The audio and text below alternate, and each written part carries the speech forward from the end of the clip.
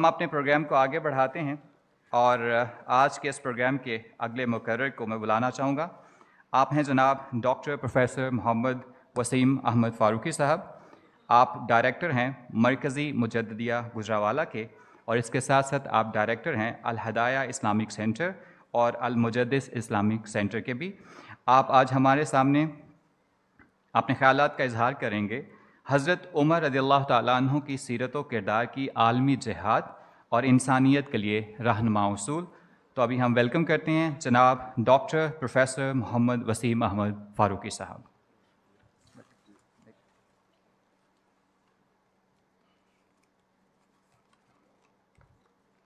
بسم اللہ الرحمن الرحیم۔ الحمدللہ رب العالمین والعاقبۃ للمتقین والصلاة والسلام علی سید الانبیاء والمرسلین۔ قال اللہ تعالی فی الکلام المجید ان رحمت اللہ قریب من المحسنین۔ صدق اللہ العظیم۔ نہایت ہی معزز و محترم حاضرین و سامعین، خصوصاً بالخصوص میرے پیر و مرشد محسن و مربی ڈاکٹر محمد عظیم فاروقی صاحب دامت برکاتہم العالیہ، میں آپ کو اس 45ویں سالانہ یوم فاروق اعظم رضی اللہ تعالیٰ عنہ کے انعقاد پر وہ الفاظ جو شاید تبریک، مبارکباد، محبت، پیار کا وہ عروج ہوں، وہ بھی شاید حق ادا نہ ہو سکے، میں وہ آپ کو پیش کرتا ہوں، کیونکہ مجھے اس مجلس میں حاضری دیتے ہوئے یہ 24واں سال ہے، اور 24 سالوں سے اس کا حصہ بننے کی سعادت ملی ہے۔ پہلے آپ کے ساتھ مل کر آپ کے حکم پہ دریاں بچھانے کا کام کیا کرتے تھے، مہمانوں کو خوش آمدید کہنا اور کھانا کھلانے کی ڈیوٹی بھی ملی، پانی پلانے کی ڈیوٹی بھی ملی، اور جو یہ وقت گزرتا رہا، اللہ نے آپ کی اس عظیم مجلس کا فیض اور برکت یوں عطا کی کہ آپ کی اس مجلس کا فیض اب پوری دنیا میں آپ ہی کے فکر کو پھیلانے کا عظیم موقع اللہ نے عطا فرمایا ہوا ہے۔ اس پہ اللہ کا شکر ہے، اور میں آپ کی اس تربیتی مجلس کو خراج تحسین پیش کرتا ہوں، اور آپ سب کو یہ ضمانت اور سند دیتا ہوں کہ آپ صرف یہاں بیٹھ کے چلے جاتے ہیں۔ یقیناً یہاں بیٹھنا اور یہاں آ کے صرف ان کی زیارت کر کے اور یہ چند لمحات حضرت فاروق اعظم کے ذکر میں گزار کے آپ چلے جاتے ہیں، لیکن پورا سال اللہ اس کی رحمت آپ کے ساتھ جوڑ دیتا ہے۔ اس میں کوئی شک نہیں ہے۔ میرے تمام ساتھی جو اس مجلس کا حصہ رہے ہیں، میں انہیں بچپن سے دیکھتا رہا، آج ان کی زندگیاں اللہ نے عرشوں کے ساتھ جوڑ دیں۔ اس عظیم مجلس کو جو عزت و مقام دیا گیا ہے، جو عزت و مرتبہ اس عظیم مجلس کو حاصل ہے، میں اگر یہ لفظ بولنا چاہوں تو مجھے اجازت دیجیے کہ یہ صرف اور صرف خوش نصیبوں کی مجلس ہے، جنہیں اللہ کچھ خاص دینا چاہے انہیں خاصوں کا ذکر کرنے کی توفیق عطا فرماتا ہے۔ اور حضرت عمر رضی اللہ تعالیٰ عنہ کتنے خاص ہیں۔ آقا علیہ السلام نے ارشاد فرمایا، لو کان بعد نبی لکان عمر ابن الخطاب، اگر میرے بعد کوئی نبی آنے کی گنجائش ہوتی تو عمر تم میں نبی ہوتے۔ تو آپ اندازہ فرما لیجئے کہ آپ ایک ایسے شخص کا ذکر کر رہے ہیں جو اللہ کے ان خوش نصیب ترین لوگوں کی فہرست میں شامل ہے، جسے اگر حضور خاتم الانبیاء نہ ہوتے تو نبوت کا تاج ان کے سر پہ سجایا جاتا۔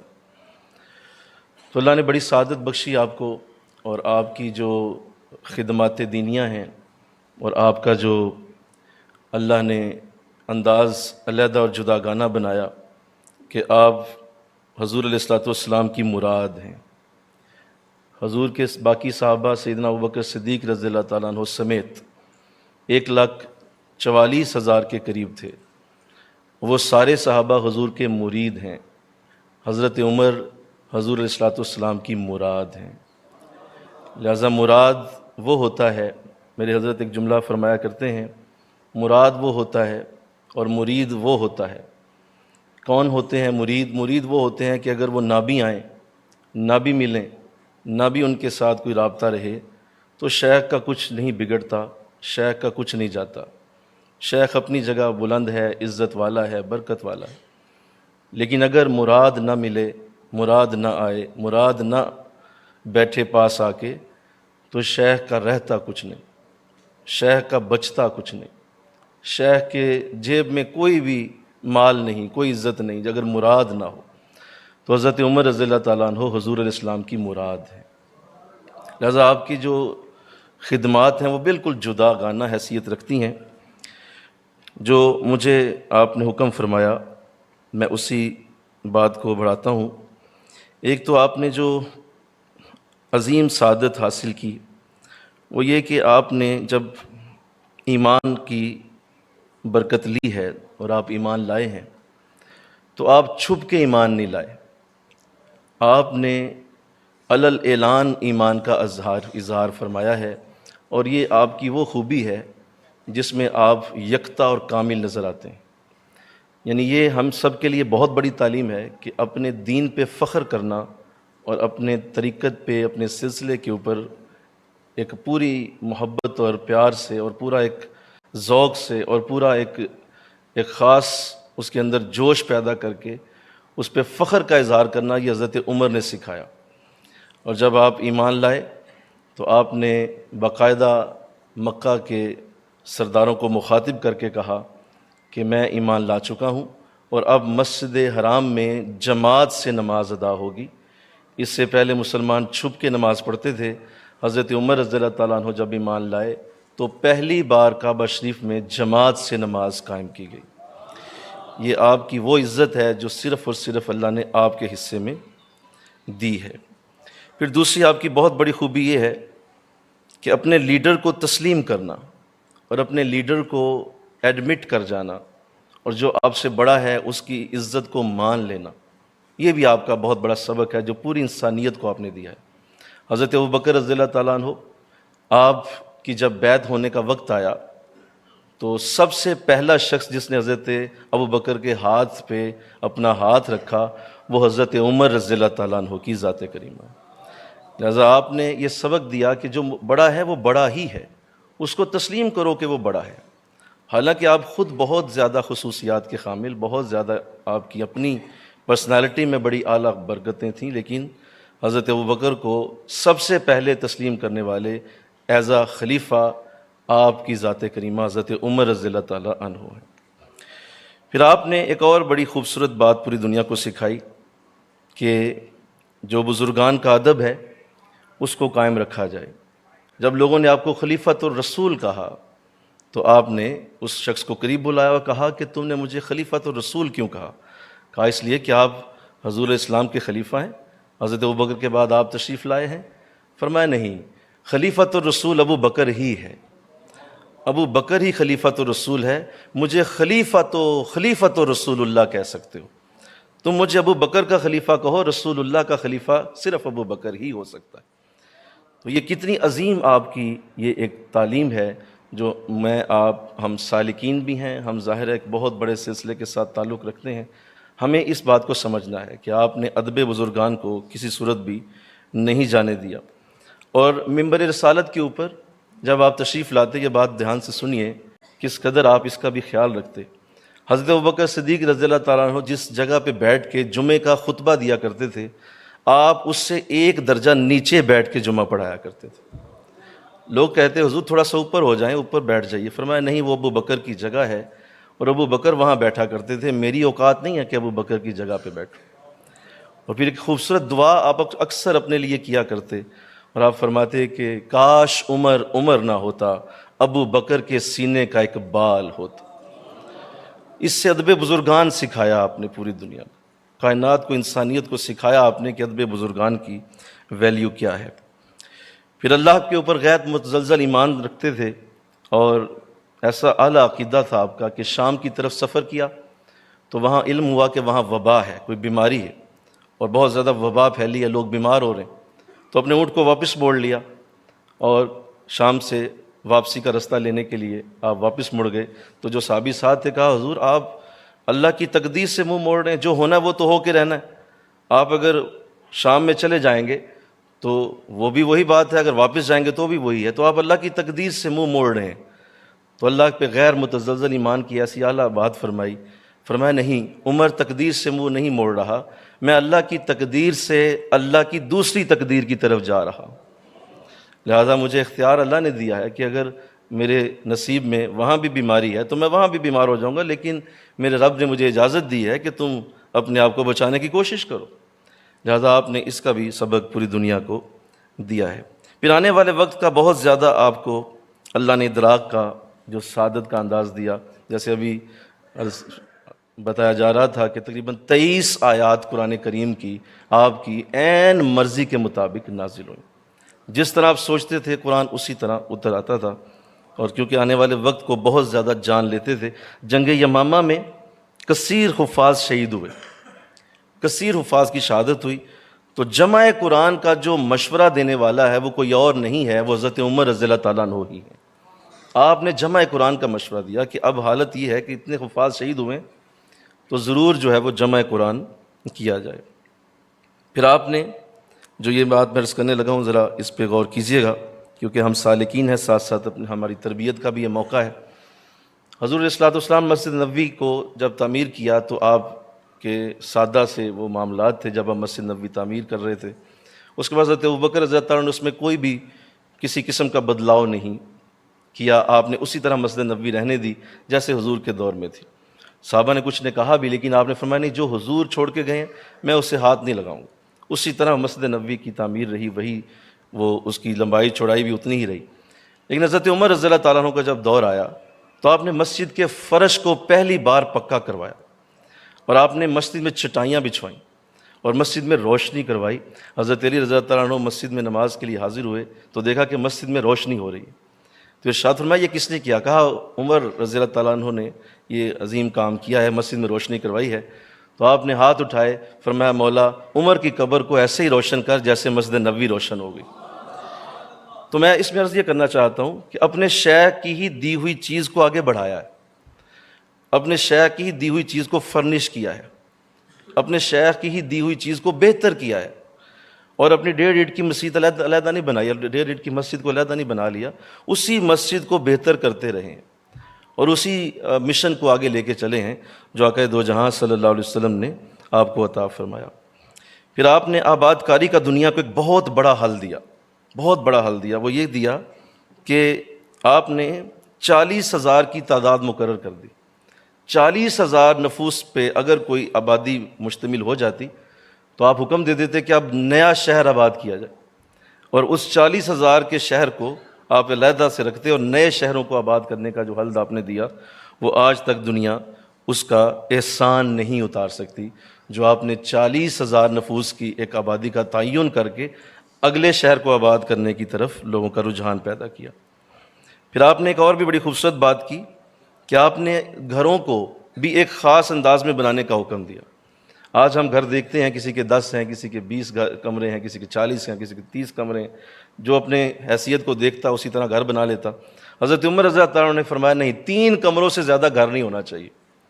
3 کمروں سے زیادہ گھر کو اجازت نہیں تھی، اور فرمایا کرتے کہ جس کے پاس اس سے زیادہ دولت ہے وہ نیا گھر بنائے تاکہ اللہ کی زمین آباد ہو اور لوگوں کو زیادہ روزگار ملے. نئے نئے گھروں کی طرف لوگوں کو راغب کرتے. 3 کمروں سے زیادہ گھر کو بنانے کی اجازت نہیں تھی.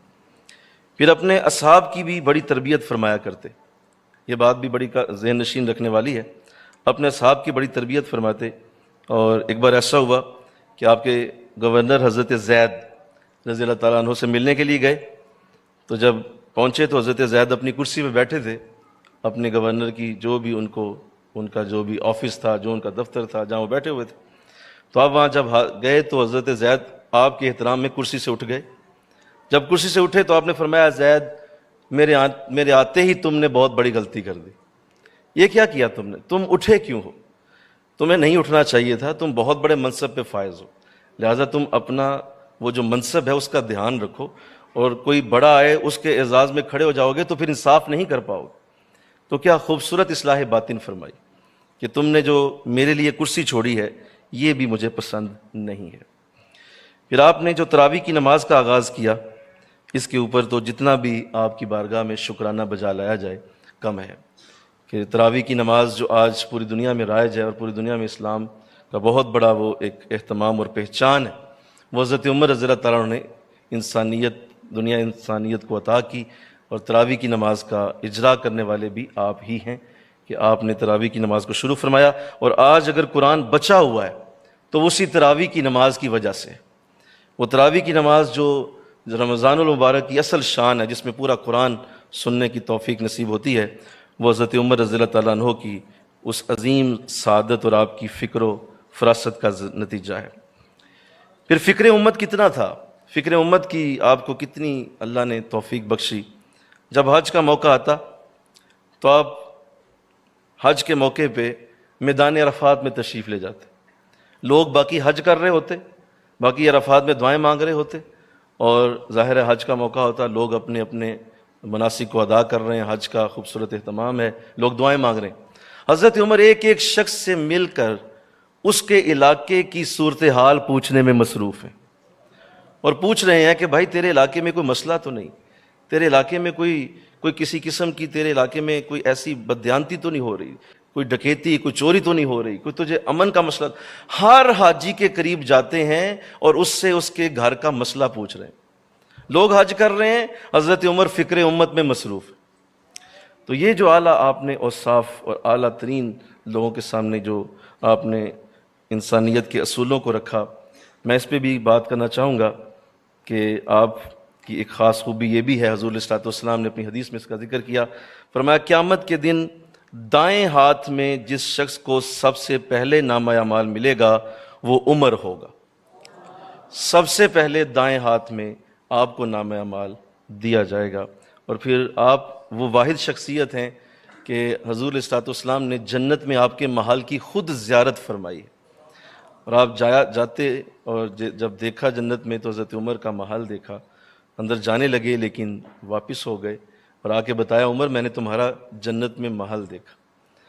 تو فرمایا حضور کیسا تھا؟ فرمایا میں اندر نہیں گیا اس لیے کہ مجھے تیری طبیعت کا علم ہے، تیری طبیعت جانتا ہوں۔ فرمایا حضور میں آپ سے کیا شرم کرتا، آپ ضرور اندر تشریف لے جاتے۔ تو حضور کی ذات کریمہ نے آپ کی نعمتوں کو جنت میں بھی خود ملاحظہ کیا ہوا ہے۔ اور پھر مجھے وہ وقت یاد آتا ہے جب حضرت علی رضی اللہ تعالیٰ عنہ سے کسی نے آ کے جب یہ کہا تھا کہ جب حضرت علی رضی اللہ تعالیٰ عنہ نے کسی سے یہ فرمایا کہ عمر جنت کے چراغ ہیں، تو وہ شخص حضور سیدنا فاروق اعظم کے پاس آتا ہے، کہتا ہے میں نے سنا ہے کہ آپ جنت کے چراغ ہیں۔ تو آپ اس کا ہاتھ پکڑ کے تو پوچھتے ہیں کس سے تجھے سنا؟ فرمایا علی فرما رہے تھے کہ آپ جنت کے چراغ ہیں۔ اٹھے اور اس کو ساتھ لیا، حضرت علی کے پاس پہنچے، فرمایا علی یہ شخص کہتے ہیں کہ آپ نے کہا کہ میں جنت کا چراغ ہوں۔ کہا عمر میں نے نہیں کہا، میں نے حضور سے سنا کہ آپ جنت کے چراغ ہیں۔ رضا اللہ نے ایسی اعلیٰ برکتوں اور رحمتوں سے آپ کو نوازا ہوا ہے۔ میری اوقات نہیں، ظاہر ہے ہم تو صرف سبق سنانے یہاں آتے ہیں اور صرف اظہار کرنا مقصود ہوتا ہے۔ مقصد یہ ہے کہ آپ کی اعلیٰ شخصیت کے ان خوبصورت اوصاف کو اپنے اندر پیدا کرنے کی پوری کوشش کی جائے، اور جو آپ کا جو درد ہے، جو آپ کے اندر امت کا خیال ہے، جو آپ کے اندر امت کی ویلفیئر کا ابھی پورا ایک سٹیٹ کا پورا انداز بیان کیا گیا، اللہ ہمیں بھی ایسی توفیق عطا فرمائے اور حضور کی امت کے لیے کچھ کر کے جائیں ہم انشاءاللہ۔ اللہ مجھے آپ کو توفیق عطا فرمائے۔ وما علینا الا البلاغ۔